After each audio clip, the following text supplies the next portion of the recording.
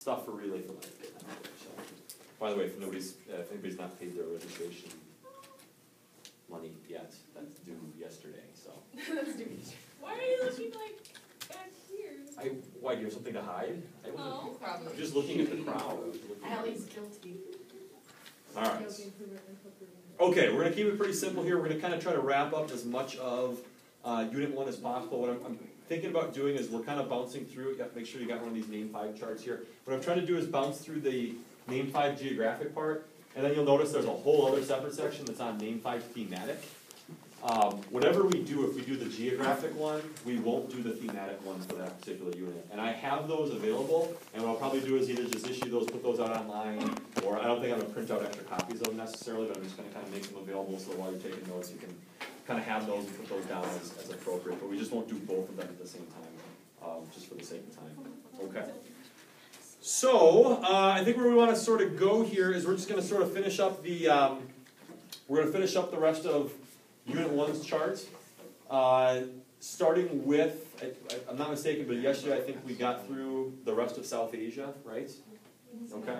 So we've done everything, and I think the last thing we had sort of said at the end of the South Asia section was, you know, one of the big themes you're going to get in Unit 1 out of South Asia is going to be the development of Buddhism, and then the spread of Buddhism, okay? Is going to be the spread of Buddhism. As we always said, Buddhism is a faith that starts in India as sort of a reaction to the social order and a reaction to some of the things that had been happening socially ever since the arrival of the Aryans, and Buddhism is kind of seen as a reaction to that. Okay, so why don't we why don't we start again at South Asia? And I understand you probably ran out of room, or if you have a little bit of room, does anybody have any room left in South Asia?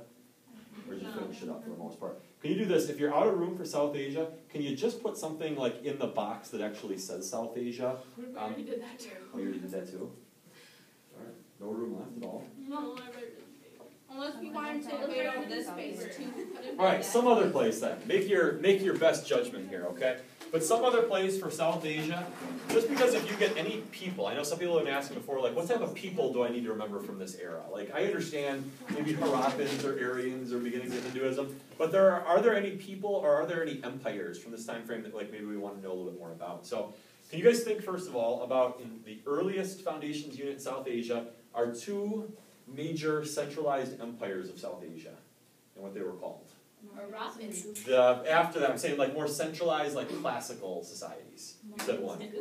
Yes. So the two let's put down is let's put down the Mauryans and let's put down the Guptas. Okay? Now as far as South Asia goes, both of these are what we call classical societies. Okay? Or classical South Asian societies. Yes, ma'am? Never mind. You good? Yeah. Okay.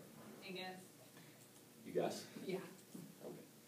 All right, so these are our classical South Asian societies. All right, a couple of things to kind of keep in mind about both of these. First one with the Mauryans. Anything kind of come to mind when we say Mauryans? Like what these guys were known for, a leader that was kind of significant for these guys? There was a guy named Chandragupta Maurya, as a matter of fact. But the guy that's probably more significant, the guy that if you would get any questions about these guys whatsoever, the person they would want you to know is this guy named Ashoka Maurya. Or just for short, you can just call him Ashoka. Okay? The main leader of the Mauryan Empire. Okay? Now, 2 or 3 things we kind of remember about Ashoka Maurya. Buddhist. Alright, number 1, absolutely. Ashoka Maurya was Buddhist. He was like unapologetically Buddhist. He was very proud of his Buddhist background, and he loved Buddhism so much, what did he want to do with his Buddhism? I mean, when people are really like passionate and intense about their faith, what do they want to do? They want to spread it around. And wouldn't we say that like leaders have special, you know, have a special ability or have a special power to be able to spread their religious beliefs around, right? So Ashoka Maurya, the thing we want to know is that yes, he's Buddhist, and the second thing about Ashoka Maurya is that he really, really wants to spread Buddhism. Okay? He loves spreading it. He loves being this person that passionately spreads it and brings that to new people. Yeah? Wasn't he the one who like threw his grandpa out the window like 3 times, make sure they were dead? No, that was the one guy in one of the Muslim empires. Wasn't that... he was still in India. Yeah, that was India. Was that... I'm trying to think about who this was now. Wasn't that...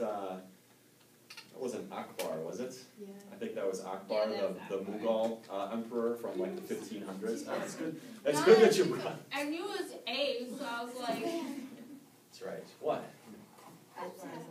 Oh, it is. That's the one that like I got wrong in a review. So she stumped me on at one point. That's right. That's right. Yeah, you're right. They're both A's. They're both from India here. Ashoka Maurya, very much into Buddhism, very much into spreading it. The other way that he liked to spread not only Buddhism but also his personal beliefs as a leader. You guys remember Ashoka Maurya with these concepts called edicts? You guys remember what Ashoka Maurya's edicts were all about? the spreading of Buddhism. Yeah, so he wrote down kind of key components of his, not only like why he was a great ruler, but he also wrote down things that were typically pretty favorable about Buddhism, things that were nice about Buddhism. And he put them on edicts, and he put them on these stone tablets all around his empire. And that way, anytime anybody was walking anywhere and came across whatever, he could communicate. It was a very easy way and a very solid way for him to communicate his message with his people. Okay? So spreading his message, being a strong, effective leader, and really, really promoting Buddhism hard made Ashoka Maurya very successful at, obviously, making India Buddhist at this point in time. But what do we know about Buddhism in India? What happens after a while, though? Yeah, he promotes it a lot, but then what happens after that? There's a lot of Buddhist people in India today. No, because They're- they just came along and they weren't Buddhist. Yeah, so then the second part, the Guptas. What do the Guptas do with promotion of Buddhism here? Instead of promoting Buddhism, what do the Guptas promote? Hinduism. They promote Hinduism, and that's all. We're just going to kind of leave it with them. Okay? So, the Mauryans, because Ashoka Maurya was such a strong Buddhist, because he spread Buddhist influence as far as possible, it was very Buddhist in the time of the Maurya Empire, but by the time the Guptas came, and by the way, the Guptas were a lot more decentralized, a lot more like lower level government, not as complex of institutions, things like that. And once they come into power, Guptas just don't spread it as much, and as a result, Buddhism really doesn't thrive in India much anymore. Instead, Hinduism kind of takes over. They promote Hinduism instead. Okay, last thing to kind of know about Buddhism here in terms of its spread. As we said, Buddhism starts in India. Mauryans promote it in India, but then it kind of dies off, and where does it go from there? Goes up to China and elsewhere. And what would we say is the primary vehicle by which, or the method by which it spreads to China? Silk roads and trade routes. Okay, silk roads, trade routes. We had kind of said before, oasis towns, remember, where different merchants could kind of speak about the various components of their religion. Really kind of help it spread not only into China, but then also into Korea, Japan, as we go further and further down the line. Okay? What we kind of said too is that when it spreads into China, it actually spreads into China during a period when they're kind of going through a time of instability as well. Okay? Kind of the period of time actually after the Han Dynasty collapses. If we kind of go back to, what is it, Han Dynasty collapses around the 200s or so CE, and China goes through a second period of warring states. During that period of time is when Buddhism comes from China. Typically what we said is when people are kind of searching for something, just like the Chinese were kind of searching for something when they picked up Confucianism, legalism, Taoism, kind of same thing during that kind of period of decentralized order and chaos kind of in China.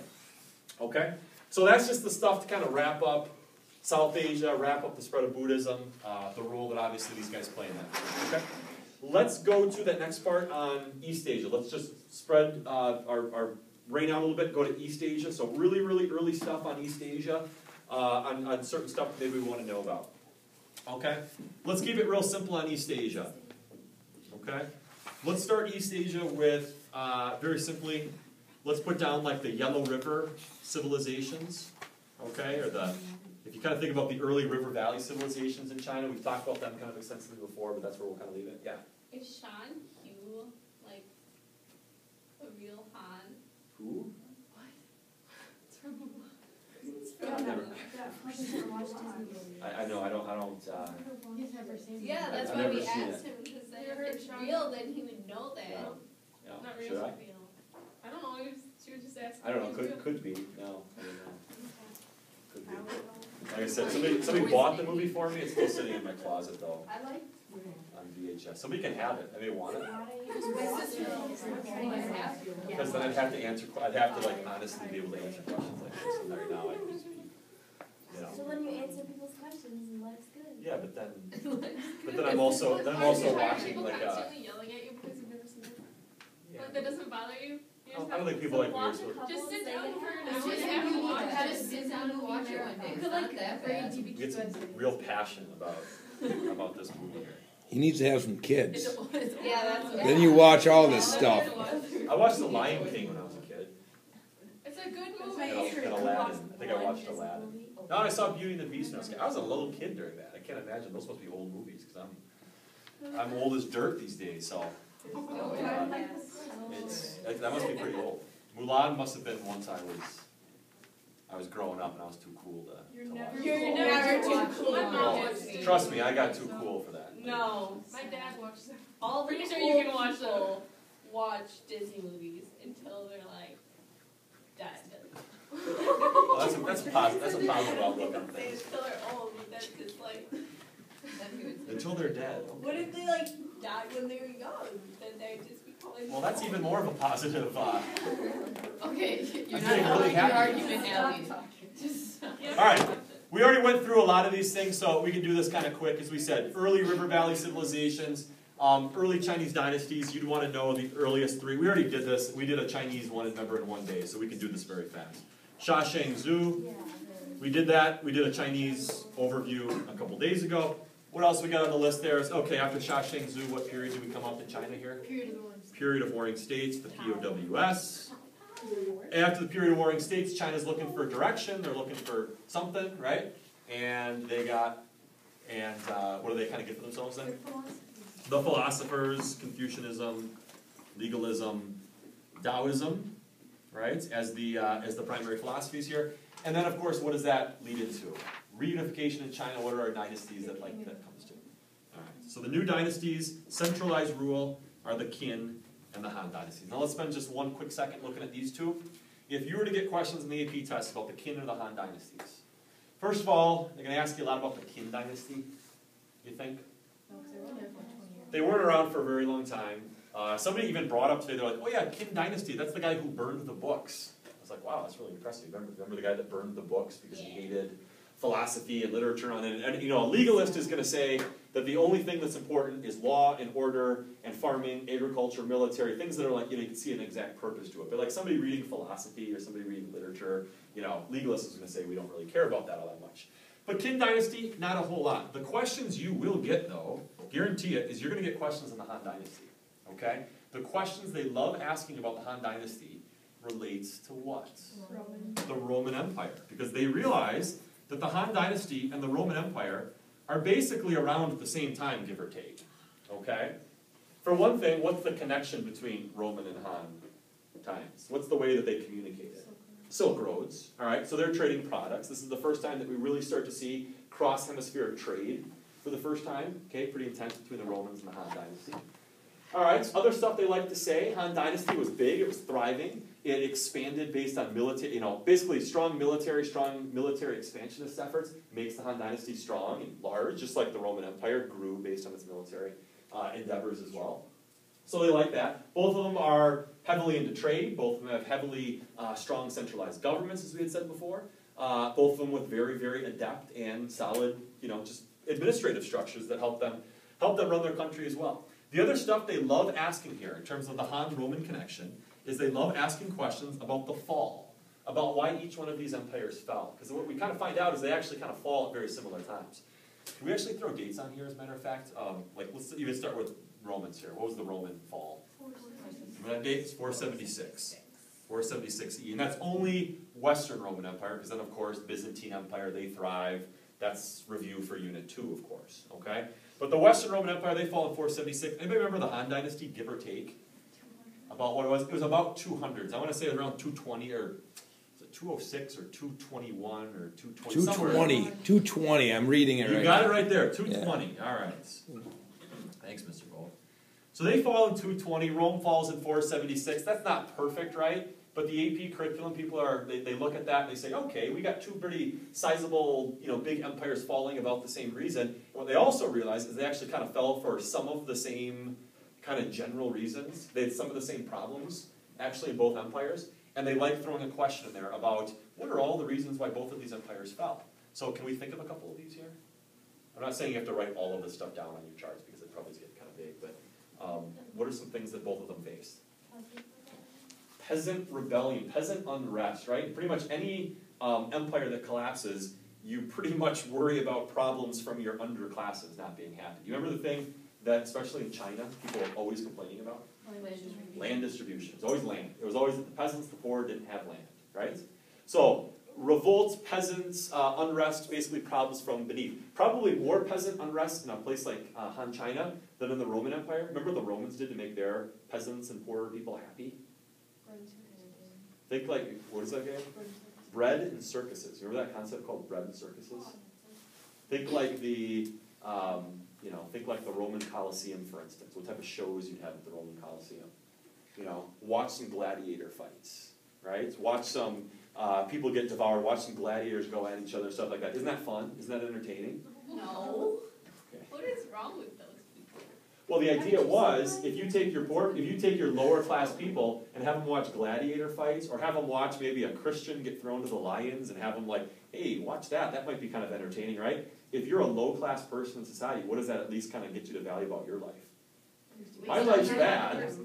My life's bad, but it's not as bad as that guy who's getting his arm chopped off by that lion, right? And the Roman Empire, they're providing free entertainment, and what they actually also did with free entertainment is they provided people with free grain, free bread. So here, I'm well fed, I'm entertained, life could be worse, couldn't it? The Romans were very astute at like keeping their lower classes happy. Julius Caesar, when he becomes dictator as well, Julius Caesar, very, very good at these concepts of keeping the lowest classes, keeping the peasants happy, all right? Because that means no rebellions typically if you keep your peasants happy, okay? So you've got lower class land distribution, peasant problems, right? What also do these two guys have in common? Roman and Han, yeah? Didn't they both get their empire cities moved? Efforts to move their cities, absolutely. I mean, the Romans to fix things. Remember, they do move the capital from Rome to Constantinople. Around the year 300 or so, 333 is when Constantine does that. So there's efforts to try to fix it. Say hi to the camera on this phone, Reminder. You're on YouTube right now. Star it, so we'll get a lot of likes. You guys can check that out. Do you have eyes on the prize, Brian? Say what? The DVD? There's a DVD. Don't say Eyes on anything the- private over there either. Eyes on the prize. Right, VHS. It's like, boy, I don't like that guy. He used the VHS. He uses Alright. it, but he has to do Other things as far as like DVDs are efforts kind of bring it down. How about on the outside? How about set up invaders? differently, so they don't Remember that? show you worksheet. Exactly. So part of the thing that kind of caused the collapse of Western Roman Empire was the invasion of the Germanic tribes. Remember from the outside, they were pushed in by the Huns, but those Germanic tribes that had kind of taken over parts of the Roman Empire. And then of course yes, you've seen Milan before, right? Then of course in the Han Dynasty, you've got the Huns and you've got other Central Asian nomads kind of crossing the borders and pushing in and kind of attacking China. So one of the answers, see, I don't have to see it now. So one of the answers typically is something about like external pressures, right? Like invaders or external pressures kind of making things and making life kind of rough. Plus, what's like a very just like solid go-to thing for like, what collapsed an empire? You're going to say something about land. You're going to have to say something about like there probably was financial problems. There was also political problems. Weak leadership, for instance. The Roman Empire had a lot of very, very weak and effective leaders at the end of their empire. Many of them lasted only really short periods of time. So you got a lot of different issues like that that kind of play a role. But the real big thing is land problems, peasant unrest, external invaders, okay? So that's where we'll kind of wrap up that East Asia thing. The Southeast Asia and North Central Asia ones, real simple. Let's just put this for Southeast Asia. Earliest Southeast Asia stuff, you get any questions on this, it's just going to relate to the spread of Buddhism into Southeast Asia, okay? Buddhism spreads to Southeast Asia at this point in time. As a matter of fact, Hinduism also kind of spreads into Southeast Asia in the probably more like the 500, 600, 700 range across the Indian Ocean through Indian Ocean trade routes. But largely speaking, Southeast Asia, you're talking Vietnam, Cambodia, Laos, you got the spread of Buddhism. Okay? You do have that one temple, if you remember Angkor Wat, which is that really, really famous Hindu temple, does exist in Cambodia. So there is some Hindu elements as well, but largely it's spread of religion into those three places. Plus, I guess the other thing for Southeast Asia, the Han Dynasty did make Vietnam a colony of theirs, so the Han Dynasty actually did spread into Vietnam as well. All right, who should we put down for North and Central Asia? Russia, all places in Central Asia. Who's running the show here? What type of people? What type of individual? Still people with what type of lifestyle? Nomadic. So there's still a strong nomadic presence across North Central Asia. Okay, people who are nomadic, people who are. If I give you the term pastoralist, you heard that before? Pastoralist people. first hour to our morning session, people weren't knowing what past, they thought it meant like people who are from the past. But pastoralists, people who are pastors, like pastors and herders. Sheep. Herding sheep, herding goats, things like that. Mr. Vogt, you have sheep and animals. And Yep. You have sheep at your farm? Couple, we got cows. Mr. Vogt's a big farmer. He's got every type of, like, he's like old McDonald here, right? That's right. My kids got all kinds of animals. I only like cows, but they have other stuff. Yeah, very good. So you got this nomadic pastoralist herding element, and the other group you can throw in there is throw the Huns down there from Central Asia, because the Huns are out there and they're making everybody nervous. They're putting pressure on the Chinese.